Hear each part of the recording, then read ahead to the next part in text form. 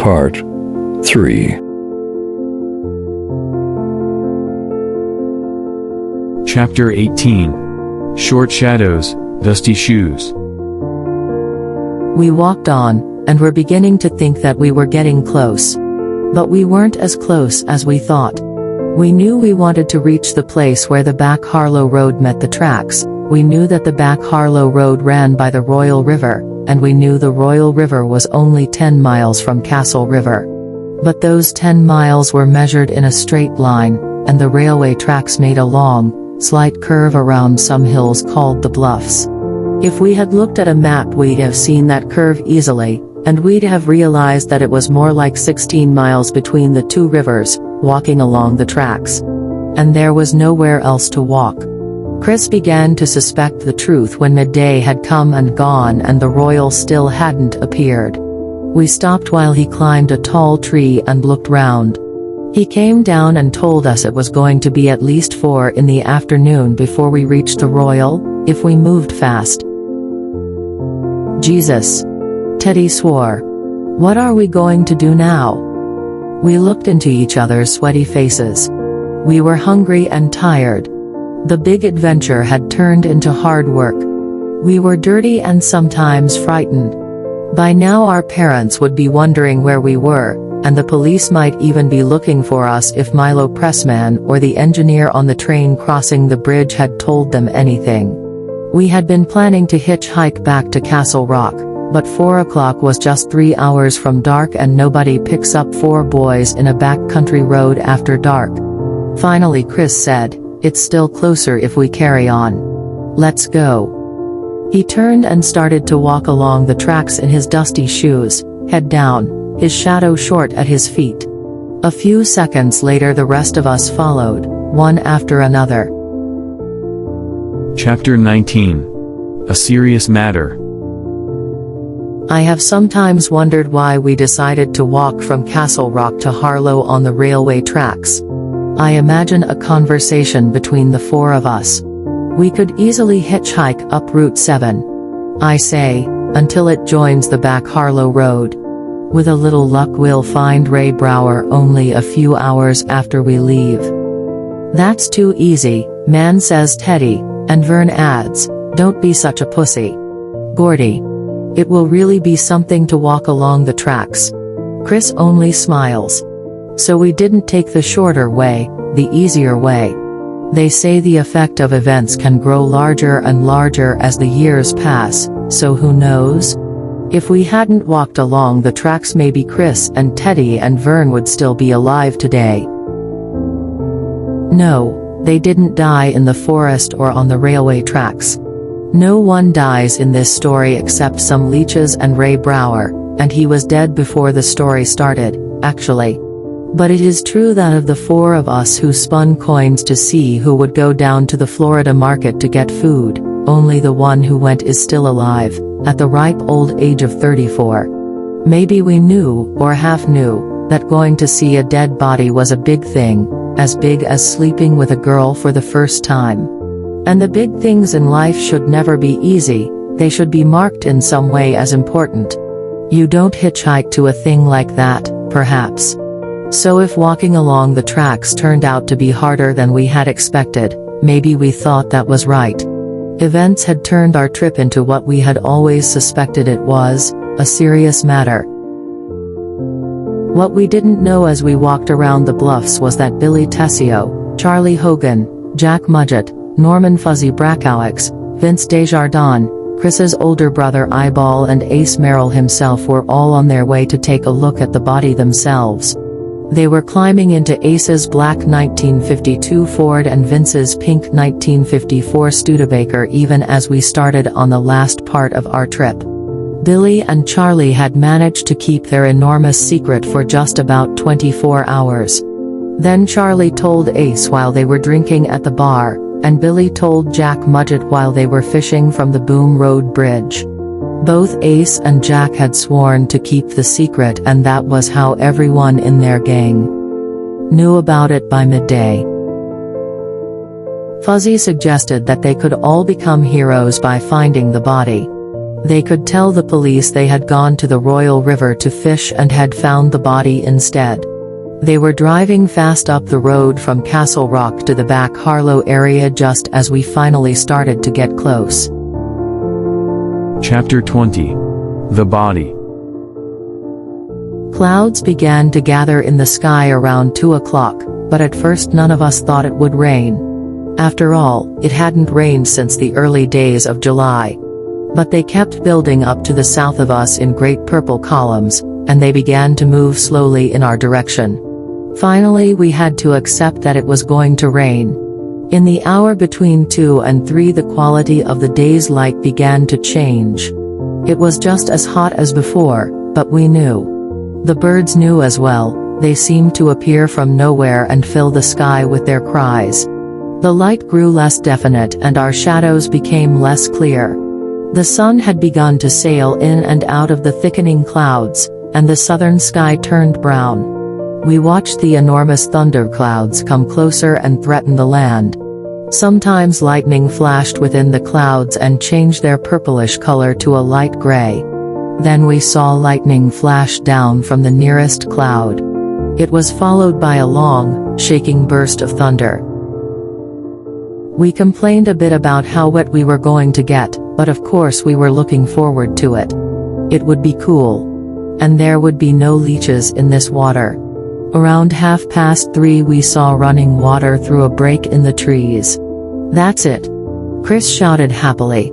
"That's the Royal." We began to walk faster. The storm was getting close now. The air began to move and the temperature dropped suddenly. I looked down and saw that my shadow had completely disappeared. We were walking in pairs again, 2 on either side of the tracks, so that we could look down both sides of the railway bank. My mouth was dry with nervousness. The sun finally sailed behind the clouds and didn't reappear. The light became dull. We could smell the river clearly, or perhaps it was the smell of the rain in the air. A sudden impossible flash of lightning lit the area, making me cry out and cover my eyes. I heard the tearing fall of some big tree about 60 yards away. The crack of thunder which followed made me stop for a second in fear. I wanted to be at home reading a good book in a safe place. "Jesus!" Vern screamed in a high voice. "Look at that!" I looked up in the direction Vern was pointing and saw a blue-white fireball rolling fast up the left track, sounding exactly like an angry cat. It hurried past us as we turned in amazement to watch it go. 20 feet beyond us it suddenly burst and disappeared. "What am I doing here?" Teddy said. "Man," Chris said happily. "It is going to rain like it's never rained before." But I agreed with Teddy. The sky was alarming. Lightning flashed down again and this time there was no pause before the following thunder. My ears were still ringing from the thunder when Vern began to shout, There he is. I see him.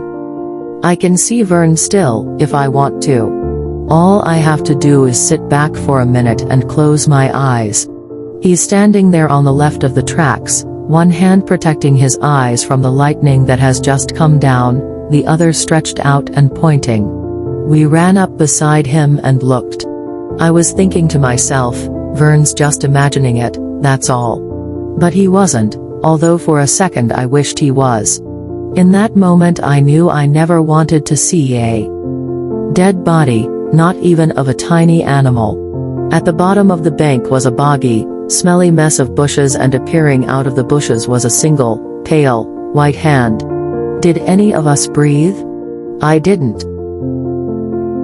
The wind was blowing quite strongly at times now, and was coming at us from no particular direction. I hardly noticed. Why couldn't we have seen the whole body instead of just that one hand, horribly white, the fingers resting upside down on the ground? That hand told us the truth of the whole matter.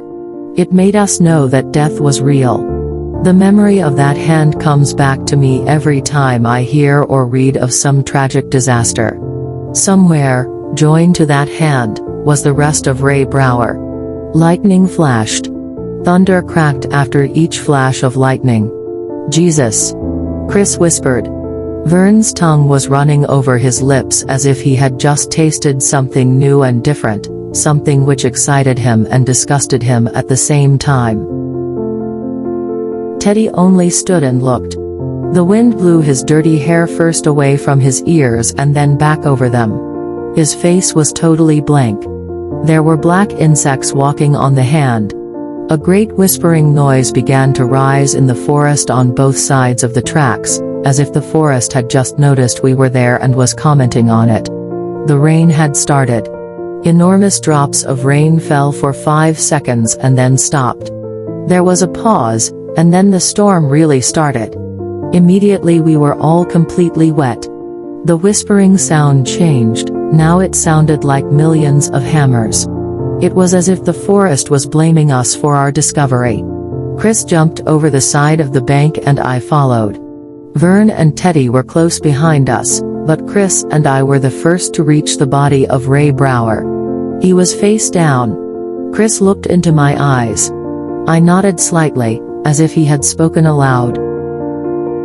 I think he was down here and fairly undamaged instead of up there between the tracks and completely knocked out of shape because he was trying to get out of the way when the train hit him. He had landed with his head towards the tracks, arms over his head like someone about to dive. He had landed in boggy ground which was rapidly filling with water. His hair was dark red. There was blood in it, but not a lot, not enough to make you feel sick. The insects were worse. He was wearing a dark green t-shirt and blue jeans. His feet were bare and a few feet behind him, caught in a bush, I saw a pair of dirty shoes. For a moment I was puzzled, why was he here and his shoes there? Then I realized, and the realization was like a heavy blow to the stomach. My wife, my children, my friends, they all think that having an imagination like mine must be quite nice. Not only do I make a lot of money from it, but I can also see films in my mind when I want to. But sometimes my imagination turns out to have long, sharp, cruel teeth. You see things you would prefer not to see, things that keep you awake all night. I saw one of those things then, I saw it clearly and with absolute certainty. He was knocked clean out of his shoes. The train had knocked him out of his shoes just as it had knocked the life out of his body. That was what finally made me realize that the guy was dead. He wasn't ill, he wasn't sleeping. He wasn't going to get up in the morning anymore, or eat too many apples, or worry about school exams. He was dead, completely dead. He wasn't going to go out with his friends in the spring to collect bottles uncovered by the departing snow. He wasn't going to get into fights in the playground. He wasn't going to pull a single girl's hair. He was everything like wasn't, can't, don't, shouldn't, wouldn't, couldn't. He was one big knot. He was dead. I could go on all day and not explain the distance between his bare feet on the ground and his dirty shoes hanging on the bush. It was about 3 feet, it was millions and millions of miles. He was disconnected from his shoes and there was no hope of reconnection. He was dead. We turned him face up into the pouring rain, the lightning, the steady crack of thunder. There were insects all over his face and neck. They ran in and out of the round collar of his t-shirt. His eyes were open but horribly wrong, one was rolled back so far that we could see only white, the other stared straight up into the storm. There was some dried blood around his mouth and on his chin, and a wound on the right side of his face. Still, I thought, he didn't look too bad. I had once walked into a door my brother Dennis was pushing open, and I had looked worse than this. An insect came out of his mouth, walked across his cheek, stepped onto the leaf of a plant and was gone. Did you see that? Teddy asked in a high, strange voice. I bet he's full of insects. I bet his brains are. Shut up, Teddy, Chris said. Lightning lit up his one good eye. You could almost believe he was glad to see us, boys his own age. His body was swollen and there was the slight smell of some gas. I turned away. I was sure I was going to be sick, but my stomach was dry and steady. I pushed 2 fingers down my throat, trying to make myself puke, wanting to, needing to. But nothing happened. The noise of the rain and the thunder had completely covered the sound of cars approaching along the back Harlow Road, which lay a few yards beyond this boggy area. It also covered the sound of them pushing through the trees and the bushes. The first we knew of them was Ace Merrill's voice calling above the noise of the storm, saying, "What have we got here?" Chapter 21. Ace Merrill. We all jumped in surprise and Vern cried out. He admitted later that he thought, just for a second, that the voice had come from the dead boy. On the far side of the boggy area, where the forest started again and hid the end of the road, Ace Merrill and Eyeball Chambers stood together. "Hell," Eyeball said. "That's my little brother." Chris was staring at Eyeball with his mouth open. His wet shirt was still tied around his waist. His backpack, darker green now because of the rain, was hanging against his bare back. "You go away? Rich," he said. "We found him. It doesn't matter. We're going to report him." "No, you're not," I said. I was suddenly angry with them. I was determined that this one time the older guys weren't going to just take something from the younger ones. They had come in cars. I think that's what made me angriest. After all our hard work, they had come in cars. "There are 4 of us, Eyeball." In answer, Vince Desjardins, Charlie Hogan and Vern's brother Billy stepped through the trees behind Ace and Eyeball, and they were followed by Jack Mudgett and Fuzzy Brackowicz. "Here we all are," Ace said, grinning. "So you just dash?" "Vern." Billy Tessio cried in a terrible, accusing voice. "You little worm. You were under the front of the house. You heard us talking." Vern looked frightened. Charlie Hogan supported Billy.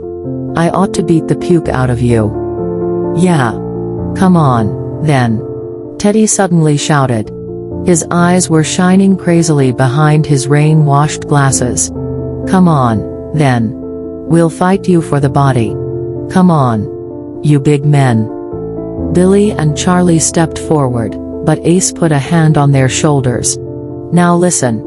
You guys," he said patiently, as if we weren't standing in a rainstorm. "There are more of us than there are of you. We're bigger. We'll give you one chance to disappear.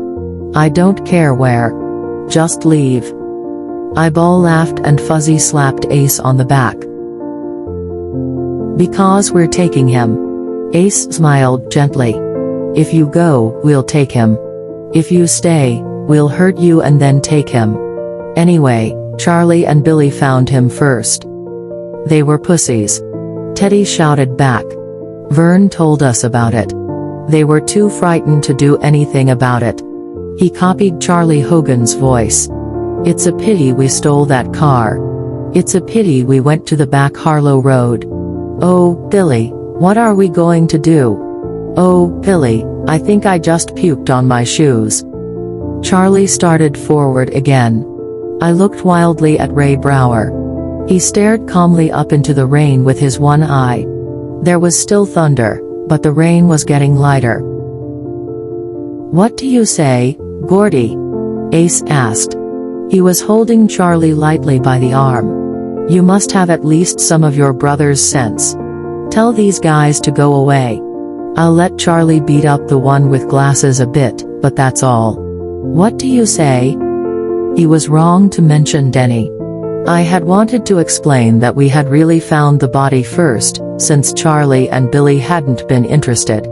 I wanted to tell him about the train on the bridge, about Milo Pressman and his fearless but stupid dog, about the leeches. I wanted to say, "Come on, Ace, be fair." But he had to mention Denny, and instead of a reasonable argument, what I heard coming out of my mouth was certain death. "Go to hell, Ace," I said. Ace's mouth formed a perfect O of surprise. Everyone, on both sides of the bog, stared at me in amazement. Then Teddy screamed happily, "That's telling him. Gordy. Yeah, man. I stood still, unable to believe what I had done. I was like an actor on stage who has just spoken the wrong words. Out of the corner of my eye I saw that Chris was digging in the bottom of his backpack, but I didn't immediately understand. Okay, Ace said softly. Let's get them. Don't hurt anyone except the LeChance boy. I'm going to break both his arms. And he meant it. They started to walk towards us through the rain. Jackie Mudgett took a knife out of his pocket. Vern and Teddy dropped into fighting positions on either side of me. Teddy did so eagerly, Vern with a desperate look on his face. Ace and his gang moved towards us in a line through the mud. The body of Ray Brower lay at our feet. I got ready to fight. And that was when Chris used the gun he had taken from his father's desk. Kablam! God, what a wonderful sound that was. Charlie Hogan jumped up into the air. Ace Merrill, who had been staring straight at me, turned round and looked at Chris. His mouth made that O again. Eyeball looked amazed. Chris, that's Daddy's gun, he said. He's really going to hurt you for that. That's nothing compared to what you'll get, Chris said. His face was horribly pale and his eyes flashed. You all know Charlie and Billy didn't want to come at first. We wouldn't have walked all the way out here if they were going to come. They just went somewhere and puked the story up and let Ace Merrill do all the thinking. His voice rose to a scream. But you aren't going to get him. Do you hear me? Now listen, Ace said. You'd better put that down before you shoot your foot off. You haven't got the courage to shoot a mouse.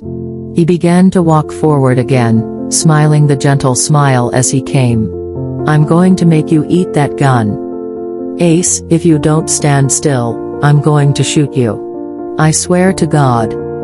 You'll go to jail, Ace said. He continued to advance. He was still smiling. The rest of us were frozen, watching and waiting. Ace didn't think a 12-year-old boy would shoot him. I thought he was wrong. I thought Chris would shoot Ace before he would let Ace take his father's gun away from him. In those few seconds I was sure there was going to be bad trouble, the worst I'd ever known. Killing trouble, maybe. And all about who would report finding a dead body. Chris said softly, with great regret, where do you want it, Ace? Arm or leg? I can't decide. You decide for me. And Ace stopped. Chapter 22. Hailstones. His face fell and I saw sudden terror in it. It wasn't Chris's words, I think, it was the way he spoke them. The real regret that things were going to go from bad to worse. Ace controlled himself. All right. He said softly, speaking to Chris. But you know what's going to happen to you, don't you? No, I don't. Chris said. You little worm. Eyeball said loudly. You are going to end up in hospital. Kiss my ass. Chris told him. With an angry cry Eyeball started forward, and Chris put a bullet into the water about 10 feet in front of him. Eyeball jumped back, cursing. Okay. Ace said. Now what? Now you guys are going to get back into your cars and go back to Castle Rock. After that, I don't care. But you aren't getting him. He touched Ray Brower lightly with his foot. Do you understand? But we'll get you. Ace said. He was starting to smile again. Don't you know that? We'll hurt you. Sincerely. I can't believe you don't know that. Oh, why don't you go home and... Then the storm came back and the sound drowned out his words. This time the storm was even stronger, and this time it was hail instead of rain. The hailstones were enormous, and the sound they made when they hit the leaves and the trees was unbelievably loud. Stones began to hit my shoulders, it felt as if some evil creature was throwing them, intending to hurt. But the hailstones also began to hit Ray Brower's face with an awful sound, as if they were sinking into him. Vern gave in first. With a scream he ran up the bank. Teddy waited only a minute, then followed Vern, his hands held up over his head. On the other side Vince Desjardins disappeared back under the cover of some trees and Fuzzy Brackowicz soon joined him. But the rest of them stayed where they were and Ace began to grin again. "Stay with me, Gordy," Chris said in a low, shaky voice. "Stay with me, man. I'm here. Go away now," Chris said to Ace, and he was able by some magic to get the shaking out of his voice. He sounded as if he was giving instructions to a stupid child. "We'll get you," Ace said. "We won't forget this." "Okay," Chris said. "That's another day. We're going to enjoy getting you. Chambers. We'll dash. Get out of here," Chris suddenly screamed, and pointed the gun. Ace stepped back. He looked threateningly at Chris for a moment longer, nodded, then turned round. "Come on," he said to the others. He looked back over his shoulder at Chris and me once more. "We'll see you later." They went back into the trees between the bog and the road. Chris and I stood perfectly still, in spite of the hail which was so hard that it was making our skin red and which was piling up all around us like snow. We stood and listened until we heard the sound of the engines of 2 cars. Chris went and checked that they were really gone. When he came back he said, "We did it." I was shaking all over. We looked at each other warmly for a second and then looked down together. A nasty thrill of fear shot through me and the sound of Chris moving his feet let me know that he too had seen it. Ray Brower's eyes had become wide and white, as if he was staring blindly. A second later I understood what had happened, but understanding didn't make the horror less. His eyes had filled up with round, white hailstones. Now water was running down his cheeks as if he was crying. Chris and I just looked at each other helplessly. Branches cracked behind us. I spun round, sure that Ace and the others were coming back, but it was Vern and Teddy. "What are we going to do, man?" Chris asked. He was still looking down at the body and I didn't know whether he was talking to me or to it. "We're going to take him back, aren't we?" Teddy asked, puzzled. "We're going to be heroes. Isn't that right, man?" He looked from Chris to me and back to Chris again. Chris looked up as if he was suddenly waking up from a dream. He walked over to Teddy and pushed him in the chest so hard that he fell down in the mud. "You shut up," Chris said. "You pussy." It was the hail. Teddy cried out, angry and ashamed. "It wasn't those guys, Chris. I'm frightened of storms. I can't help it." He began to cry, sitting there in the mud and the water. "What about you?" Chris asked, turning to Vern. "Are you afraid of storms too?" Vern shook his head, surprised by Chris's anger. "No, man. I thought we were all going to run." "But you ran first, you pussy, so how did you know we were all going to run?" Vern swallowed nervously and said nothing. He turned to me. "We're going to carry him back, Gordy." "If you say so, Chris. But what if those guys?" "I don't care about those guys. You are all pussies. Chris, they could call the police, for revenge." "I don't care," he screamed, and leapt at me. But one of his feet hit Ray Brewer's body. He fell to the ground and lay in the exact position Ray Brower was lying. I looked wildly at Chris's feet to make sure his shoes were still on. Then he began to cry and scream, beating his hands and feet on the wet ground. Teddy and Vern were staring at him in amazement, because nobody had ever seen Chris Chambers cry before. After a moment or two I walked back to the bank, climbed it and sat down on one of the tracks. Teddy and Vern followed me. There we sat in the rain. Chapter 23. A 20-year-old dream. It was 20 minutes before Chris climbed the bank to sit down beside us. The clouds had begun to break and in places the sun was shining through. Chris was covered in mud from head to foot. "You're right, Gordy," he said. He doesn't belong to anyone. I nodded. 5 minutes passed. No one said anything. Then I had a thought, what if they did call the police? I went back down the bank and over to where Chris had been standing. I got down on my knees and began to search through the water and grass with my fingers. What are you doing? Teddy asked, joining me. To your left, I think. Chris said, and pointed. I looked and after a minute or two I found both cartridges. They flashed in the sunlight. I gave them to Chris. He nodded and pushed them into his pocket. Now we go. Chris said. No, man. Teddy cried. I want to take him. Listen, stupid, Chris said. If we take him back we could get into real trouble. Gordy was right. Those guys could tell any story they wanted. What if they said we killed him? How would you like that? Teddy was silent. We're going to walk fast back to the bridge. Chris said. Then we'll leave the tracks and come into Castle Rock from the other direction. If people ask where we were, we'll say we were camping up on Brickyard Hill and got lost.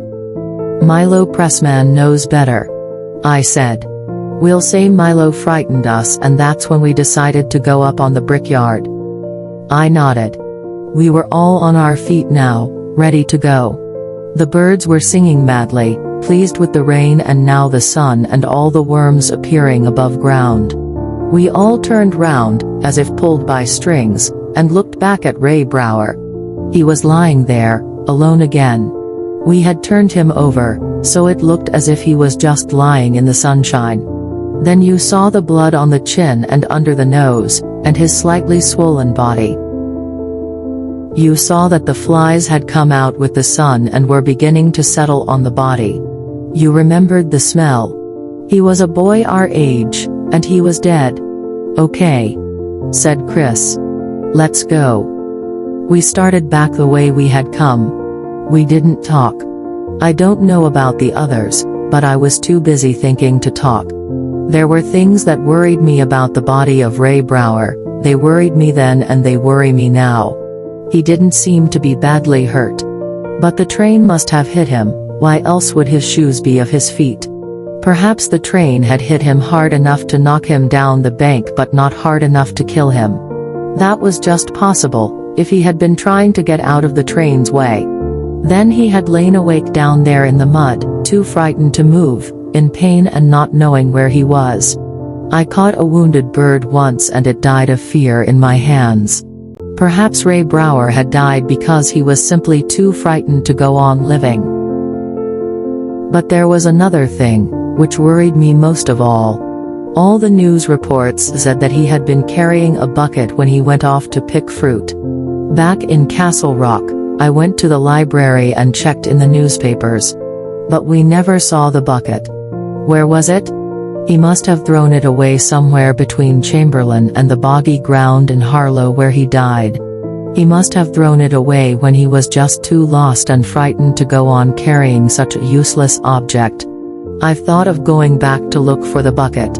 I've thought of driving to the end of the back Harlow Road and chasing a 20-year-old dream. I get my backpack out of the car, take off my shirt and tie it around my waist. I find the boggy ground. Is the grass growing yellow there in the shape of a human body? Of course not, there's no sign.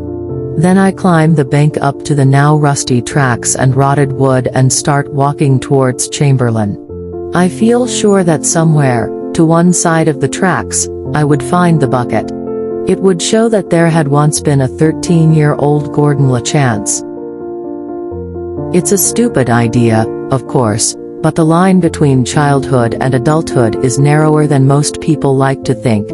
And at times we all feel closer to the children we once were than to the boring, sensible adults we have become. And I remember those days at the end of that summer so well, and I think, that boy was me. And then the fearful thought comes, which boy do you mean? Chapter 24. Love Has Teeth. We got back to Castle Rock a little past 5 o'clock on Sunday morning. We had walked all night. Nobody complained, although our feet hurt and we were unbelievably hungry. We crossed the bridge in safety, passed through the dump with no sign of Milo Pressman and the now not so awful chopper, and finally reached town. We stood in front of our tree house and looked at it, so that we didn't have to look at one another. At last Teddy said, "I'll see you in school on Wednesday. I think I'm going to sleep till then." "Me too," Vern agreed. "But Billy's going to get me." "So what?" Chris said. "Richie's going to get me and Ace is probably going to get Gordy and one of the others will get Teddy. But we did it." "That's right," Vern said. But he still sounded unhappy. Vern and Teddy left. I hesitated for a second before going home, and Chris said, "I'll walk with you." "Okay." We walked for a while without talking. Castle Rock was wonderfully quiet in the day's first light. I almost expected to turn a corner and see my dear standing there. Finally Chris spoke. "Vern and Teddy will tell others," he said. "Yes," I said. "But not today or tomorrow, if that's what you're worried about. Maybe not for years." He looked at me, surprised. "At first they won't know what to say," I explained. "And then it will start to seem like a dream and they'll be too embarrassed to talk about it, and then. It sounds crazy, but I think they'll almost forget it ever happened." He nodded. "You see through people, Gordy." We had reached the corner of my street. I wanted to say something more to Chris and didn't know how to. "Shake hands, man," he said, sounding tired. Chris dash. Shake. We shook. "I'll see you." He grinned. "Not if I see you first." He walked off, still laughing, as if he didn't hurt like me and wasn't covered in insect bites, as if he didn't have a care in the world, and wasn't returning to a dirty 3-room house with no running water and broken windows covered with plastic. Even if I had known the right thing to say, I probably couldn't have said it. Talking destroys the effects of love. Love isn't soft, like those poets say. Love has teeth which bite and the wounds never close. No word can close those love lights. In fact, if the wounds dry up, the words will stop too. Chapter 25. Empty Kitchen. Back home the kitchen was empty.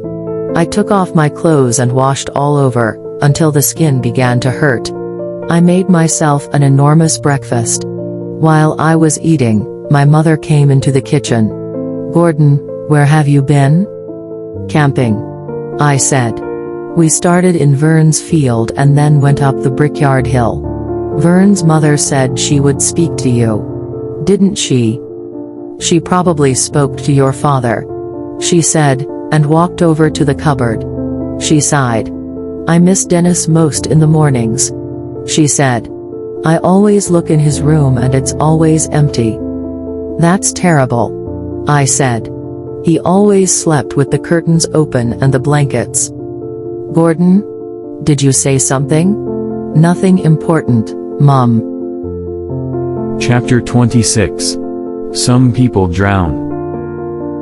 The story never did get out.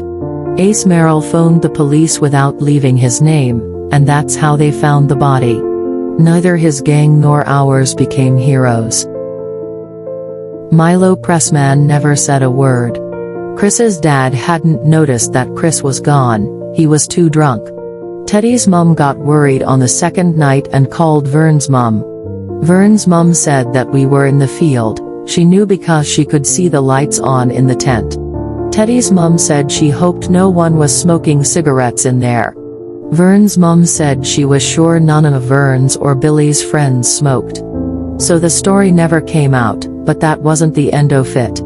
One day near the end of the month, when I was walking home from school, a black Ford stopped in front of me. I knew straight away whose car it was, before Ace and Fuzzy got out of it. I dropped my school books and ran, but they caught me within a few yards. If an old lady hadn't come out of her house, I don't know what would have happened. As it was, they broke my nose and 2 fingers, as well as giving me a large number of minor injuries. Chris's brother broke his arm in 2 places and left his face as colorful as a sunrise. Teddy and Vern were hurt too. Various stories went round the school, all wildly wrong. When the injuries mended, Vern and Teddy just drifted away. They had discovered a whole new group of people our age who would do what they said. They started bringing them to the tree house, and Chris and I started going there less and less. I think the last time I went there was in the spring of 1961. Teddy and Vern slowly became just 2 more faces in school. We nodded and said hi. That was all. It happens. Friends come in and out of your life like waiters in a restaurant. But when I think of that dream, the swollen dead bodies under the water pulling at my legs, it seems right that friends should come and go. Some people drown. It's not fair, but it happens. Some people drown. Chapter 27. Tears for a Friend. Vern Tessio was killed in a fire that destroyed a house in Lewiston in 1966. There had been a large party in the house the night before. Someone fell asleep holding a cigarette, Vern himself, perhaps, dreaming of his lost pennies. Teddy, who had always wanted to join the army, was refused, of course. Everyone knew he would be, because of his eyes and his ears, everyone except Teddy. He started missing school, going to the places Ace and Fuzzy and the rest had gone before him. After school he got a job filling holes in the road. He bought himself a car. One day when it was full of his friends, and they were all drinking, he crashed into a tree, turned the car over. It rolled 6 times and no one came out alive. Chris joined the college courses. His parents thought he was crazy, his friends thought he was a pussy, his teachers didn't want this leather-jacketed and leather-booted person on their courses. He and I studied together almost every night, trying to win back the 7 years of education Chris had lost. We were hanging on to each other in deep water. We both graduated. Chris went to university to study law. Near the end of the spring term in 1968, Chris was queuing in a restaurant when 2 men in front of him started to argue about who was there first. Chris, who had always been the best of us at making peace, stepped between them and got a knife in his throat. He was dead in seconds. I wasn't there. Chris was in graduate school, and I had already graduated from university and was married. When I read about it in the newspaper, I told my wife I was going out to get a drink. I drove out of town, parked and cried for him. I cried for nearly half an hour without stopping. Me. I'm a writer now. The end.